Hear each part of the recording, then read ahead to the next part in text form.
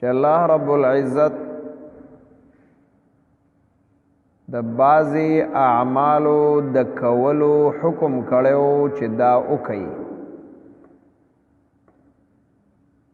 او د بعضی اعمالو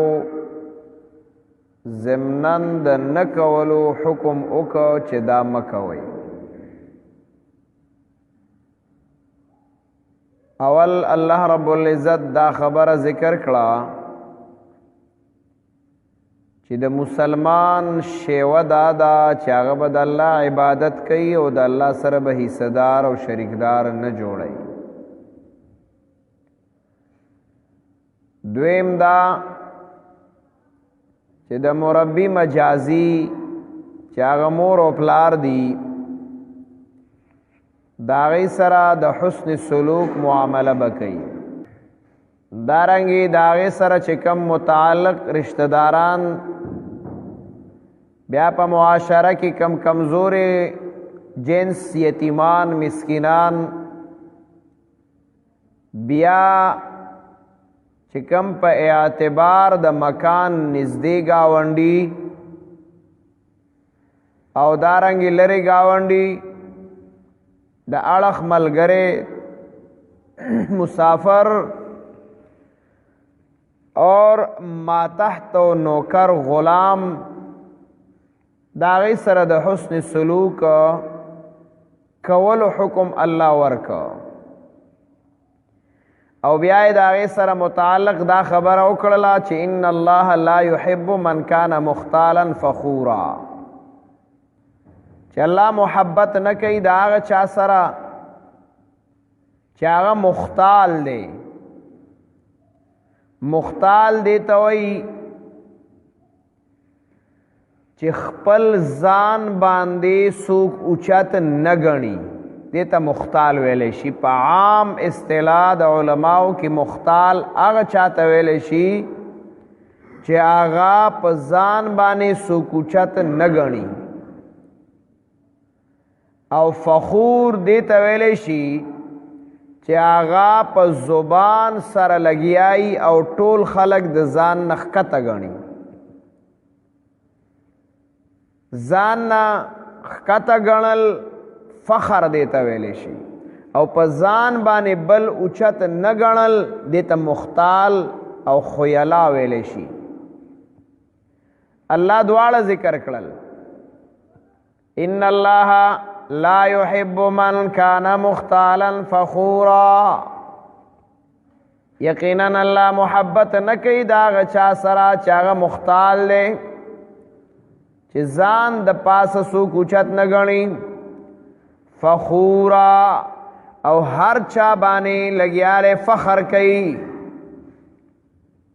هر څوک ځان نه ښکته ګڼي دا فخورا شو. حدیث د جناب رسول الله صلی الله علیه وسلم دے نبی علیہ الصلوۃ والسلام فرمائی الله رب العزت د قیامت پر ازبانی او سو کسانو ته بالکل د نظر رحمت سره نه ګوري. نظر رحمت سره با ورته نه ګوري. یو پاغي کې دروغجن بادشاہ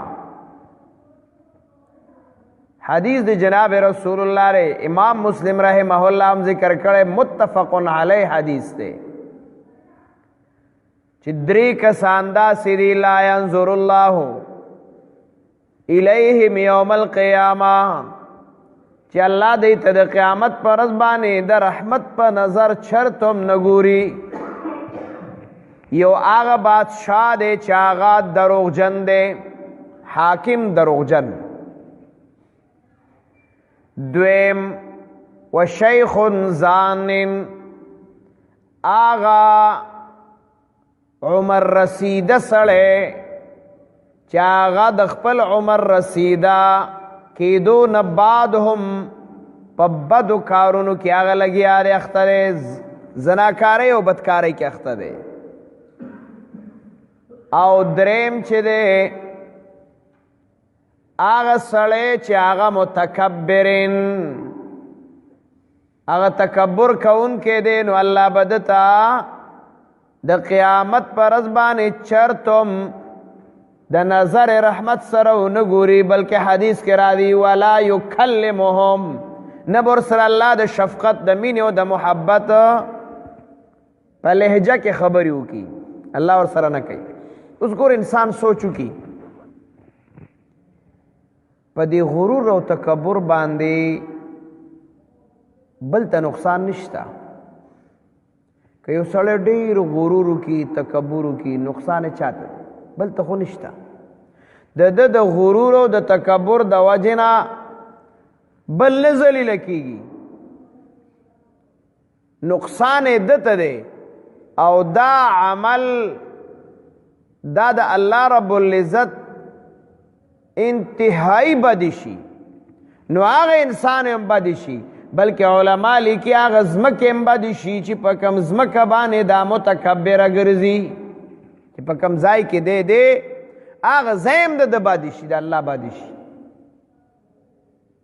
د دې وجې نه قرآن کریم چې ته وګورې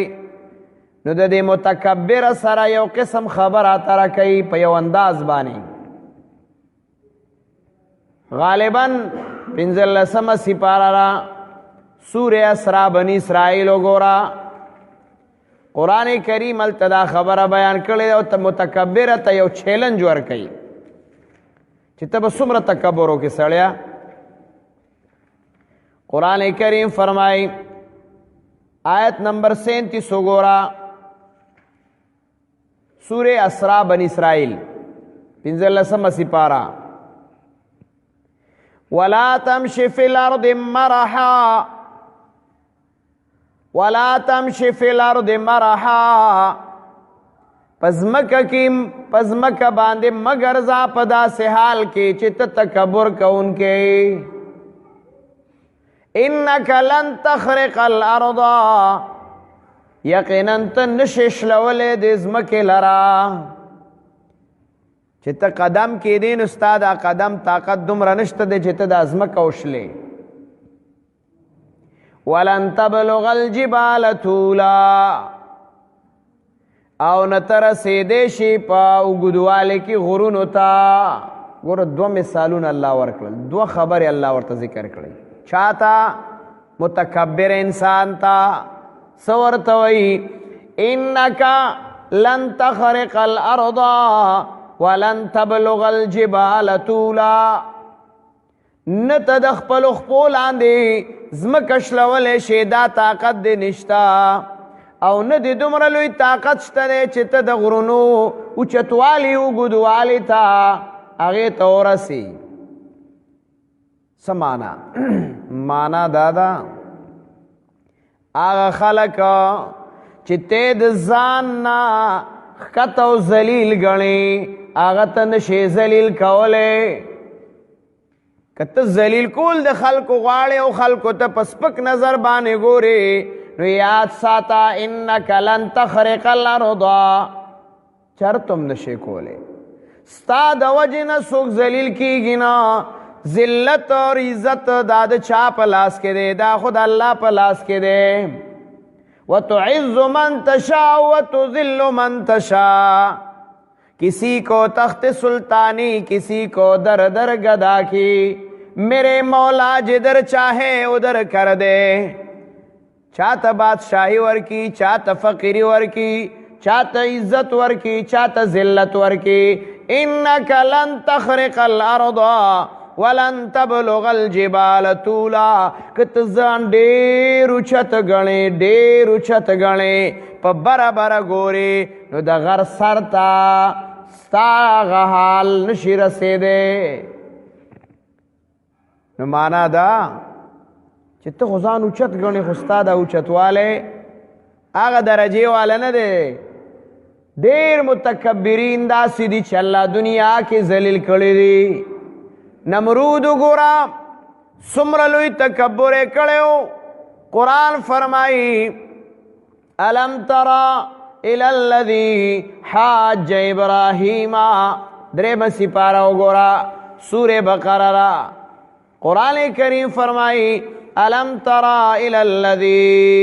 حاج ابراہیم 258 نمبر آیات دے 258 الم تر الى الذي حاج ابراہیم فی ربه ان آتاه الله الملک اللہ ویو گورا تا تا آغا سڑے ندے معلوم چی دا ابراہیم علیہ السلام سرے جگڑ کولا دا صد وجنا چی اللہ بادشاہی ورکڑے وا نو دے متکبر او ځان تے دا خدای نسبت کڑے ہو نسبت سنگ کڑے ہو وی ربی الذی یحیی و یمیت ابراہیم علیہ السلام ورطے زمارہ با غزات دے چاگ جوندی کولو ملکول کئی اختیار د مرگ او د ژوند داغه په لاس کې دی نو دوی انا وحی و امید دا د مرگ او د ژوند اختیار خو زما دی زمړه کول او ژوند کول کوما دا خو زما کار دی آغا نمرود دی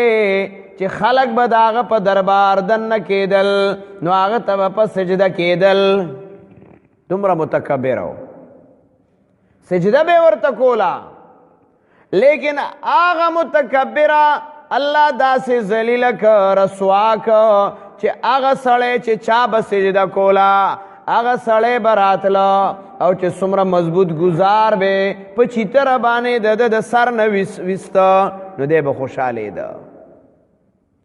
اما آغا سرو چی خلقو تیوی ما تا بستاسو سرونا ٹیٹیگی دا تکبر آغا سر دے چی د خلکو په لاس آغا وحلی شي او ذلیل کیگی اللہ دنیا کی چی چام تکبر کڑے آغا تا د ذلت او د رسوائی سامنا راغلی دا سے اللہ نه دے پریخے خام خواہ فرعون تو گورا عادیانو سمودیانو تو گورا د تکبر ډیرې وی کله چې ورته پیغمبر د وخت ویل چې ګوره د الله عذاب را روان دی تاسو ولې داسې کوئ پې راضي دي که نه مونږ دا دومره طاقت او دا دومره قوت یو بل سره لاس ورکړل وی را دي شي ځان ته کندې وکنستې او خپې پکې خاښې کړې خو چې کله د الله عذاب راغی نو قرآن فرمایي کأنهم اعجاز نخل خاویہ لکه دا کجوری چی کٹ کے دا زڑے تنی را پریوزی ذرا ذرا دا سے اللہ غا متکبرین او اہل دنیا کی چام چی دنیا کی تکبر کھڑے دے دا شیطان نے والا تر قیامت پورے سمر خلق چی دی او آغی متکبر دی اللہ دا غی تا پا جون داغی کی داغی تکبر وبال خود لے دینو اللہ مڑکڑی دی تر آغا پوری وی اللہ متکبر نہ مڑکئی علماء لکی حکماء لکی چی تر آغا وقت پوری اللہ متکبر انسان نہ مڑکئی چی تر سو پوری ورطا تخپل تکبر نتیجہ خود لینی ذکر چی دے پا داغا سے تکبر کے مڑ شو انو بیا خوبا وی بو گورم مڑا ٹھیک تا مڑ شخو ځانته سویل کنه علما دا یو عجیبه نکته بیانې وی د فرعون په باره کې ولی الله دا ویلیو چې فالیوم ننجیک ببدنک چې فرعون غرق شو د غرقېدو نه بعد الله ویلیو زه به ستا دا بدن په اوچت ځای باندې وغورځومه د دریاب نه به پوچت زائو غرزوم لتکون لمن خلفک آیا دا د دې د پاره چې ستان رست خلق راځي چې دا غي د پاره د عبرت یو نمونه پرتای چې دوم تکبر کړو انا ربکم الاعلى دا ځان ته ویلو وی الیس لی ملکو مصر وهذه الانهار تجري من تحتي افلا تبصرون ام انا خير من هذا الذي هو مهين ولا يكاد يبين موسی علیہ السلام تسپکو قتل ویاز خیما ګور تاسو نه ګورئ چې ما دله په مصر کې نهرونه دادله چا کړی دي سیوا الیس لی ملک مصر وهذه الانهار تجری من تحتی افلا تبصرون ام انا خیر من هذا الذي هو مهین. چې هغه موسی علیہ السلام ته هغه نسبت وکړه او د تکبر نسبت ځان ته وکړه، ولا یکاد یبین، دا خبرې نه شي کولی، نه څه ډله ټپله شته، زه طاقت والا یم، انا ربکم الاعلی. الله وښودله، دنیا ته وښودله چې د متکبر حال وګوره چې الله دنیا کې ذلیل که کنه. نو دا اټله او یقیني خبره ده چې متکبر تر هغه وخته پورې الله د دنیا نه نه لرې کوي چې تر څو پورې ذلیل کړی نه. او دا د تجربې نه ثابته خبره هم ده، د واقعاتو نه هم ثابته خبره ده. نو ځکه قرآن دلته وایي، ځکه چې د الله رب العزت اعلان ورسره دی، د دې نه بله غټه خبره شته. د الله اعلان دا دی چې ان الله لا يحب من كان مختالا فخورا لا يحب المتکبرین. څو ځایونو کې الله وایي اعلان د الله دا دی چې الله وایي زما محبت ورسره نشته. نو دا آیات ساتئ، دا الله ذات داسې دی یا محبت کوي او یا بغض کوي، دا مینز مینز کې دا اوس ما ستا کار دی. نو قرآن کریم دا مسئله بیان کړه چې د متکبر سره د الله محبت نشتا. دا خبره یاد ساتئ. ګوره دنیا کې بهترین نه بهترین مکان جوړول څه ګناه کار نه دی. خپل ضرورت مطابق مکان ښه جوړ کا، لباس ښه واچوه، خوراک ښه بهترین کوا. امام مالک رحمت الله علیه بارک راضی هغه به چې روزانه درس لراتله نو روزانه به نوی جوړه چولا. داسې ورځ نه وراغلی چې د هغه درس ته راغلی او نوي جوړی نه دا چولی، خو چې کمه به پرونه چولی و جوړه نو چې راتله به نو د راتلو نه مخکې به هغه خیرات کړی وه. نوی لباس اچول، ښه لباس اچول، دا څه ناروا نه دي، بلکې جناب رسول الله صلی الله علیه وسلم یو صحابي ته وایي چې ګورس دا د الله هم ناخوښه ده چې ستا سره مال دولت وسعت شته او ته د هغې نه باوجود، حدیث د جناب رسول الله دی، د هغې نه باوجود پټې پرانے کپڑوں کې ته ګرځي، دا عاجزي د الله نه ده خوښه. مال شته و اما بنعمت ربک فحدث. او نبی علیہ الصلوۃ والسلام فرمایل چې پتا باندې د الله نعمت ښکاره شي، تا ته الله مال درکړی دی نو د مال نعمت دی پتا باندې ښکاره شي، خوراک ښه کوه، لباس ښه، مکان ښه، خو ورسره اخلاق ښه، دا ورسره شرط دی. او بهترین اخلاق هغه دي چې د تکبر نه خالي. ځکه نبی علیہ السلام یو صحابي ولیده او هغه په دغه حال باندې و چې سره د مال او دولت نه چې دی نو هغه پټې پرانے کپڑے چوي. نبی علیہ السلام ورته لاړ شه، ښه لباس واچوه، بیا ما ته مخې ته راشه. نو د هغې مقصد دا نه دی چې کنې ستا لباس ښه دی نو ته غرور کوه، نه، په هغې د الله شکر ادا کا. د الله نعمت دی ښکاره یې که په ځان باندې او د الله شکر ادا کا. نو دا څه ناروا خبره نه ده. کومه خبره چې ناروا ده نو هغه دا ده چې تکبر ورسره مه کوه چې ته زما لباس بهتر دی، زه غوره یم او دا ښکته ذلیل دی، د سره څه دي مړه. بل ته سپک کتل دا ناروا کار دی، خپل ځان ښه کول دا ناروا کار نه دی، دا بل ته پکې سپک کتل نسبت کول دا ناروا کار دی. د دې وجې نه علما یو خبره کوي، د حضرت عمر رضی الله تعالی عنہ په دور کې یو صحابي داسې غلی غلی روانو، یو صحابي غلی غلی روانو، داسې سر یې ښکته کړی و، غلی غلی روانو. حضرت عمر ورته مخې ته راغی، خو دغسې جلالی اور ډېر عجیبه سوچ او فکر والا صحابي و. ویې درولو، ویې ودرېږه، وی فلان کی بیماری وی نه، وی په سم تلو کې تکلیف دی وی نه،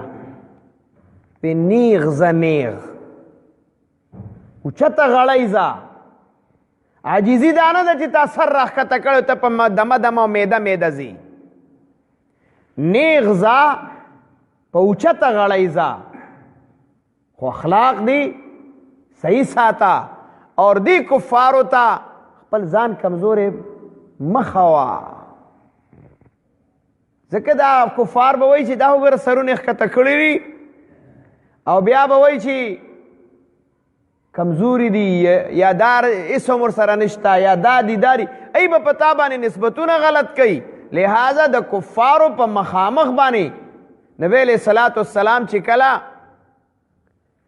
مدینې منورې نه صحابه رالیږل، عمرې دپاره رالیږل، نو ای زما صحابه ولته چې لاړ شئ نو چې د عمرې طواف کوئ نو تاسو به په لومبني چکرو کې پهلواني کوئ، شته که نه داسې؟ د عمرې په طواف کې پهلواني شته که نه؟ په لومبو چکرو کې دا وجه څه ده؟ علما لیکي دا د دې وجې نه چې نبی علیه السلام صحابهو ته دا خبره کوله چې دا کافر به تاسو ته ګوري، انو تاسو ورته خپل ځان پهلواني وښوئ چې مونږ کمزوري نه یو، کمزوري نه یو. نو دا تکبر نه و. د دې وجې نه علما یو عجیبه نقطه بیانوي، وایي التکبر عند المتکبرین تواضع، التکبر عند المتکبرین تواضع، کم ځای کې چې تکبر کوونکي خلک دي د هغوی په مخ کې ښه تکبر وکوئ، دا عاجزي ده چې هغوی ته د خپل تکبر په سترګو کې کم ښکاره شي. چې اوس مثال یو دنیادار خلک دی او هغه چې کم دی نو په ډېر سپک نظر باندې یو دیندار ته، یو تبلیغ والا ته، بل ته، مولانا صاحب ته، امیر صاحب ته په یو سپک نظر ګوري او هغه خپله دنیا په هغه وخت کې ورته تکبر خپل وښوه، دا تواضع ده، ځکه چې هغه به دا نسبت او دا سوچ او دا خیال نه راځي چې مړه خو چې دغه د دین کار کوي نو دغسې خوار او ذلیله به نه، چې کله د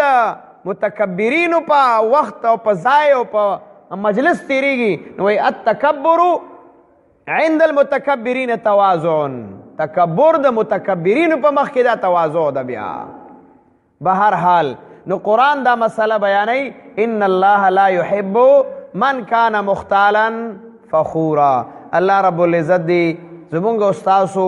هغه زندگی نصیب کی چې کومه زندگی د جناب رسول الله صلی الله علیه وسلم وا د صحابه کرام وا،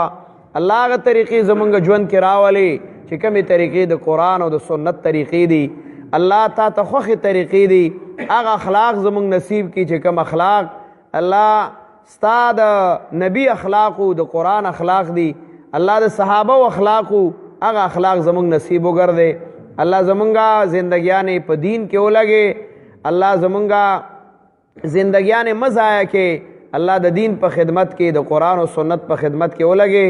او څومره ملګري چې هغه لګیایي محنت کوي د دین په خدمت کې د قرآن او سنت درسونه کوي، تبلیغ کې، جهاد کې،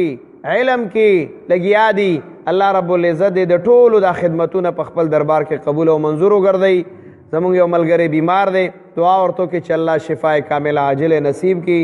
الله د ټولو بیمارانو صحتونه نصیب کړي، او څومره وفات شوي مسلمانان دي د ټولو مغفرت او بخښنه نصیب کړي.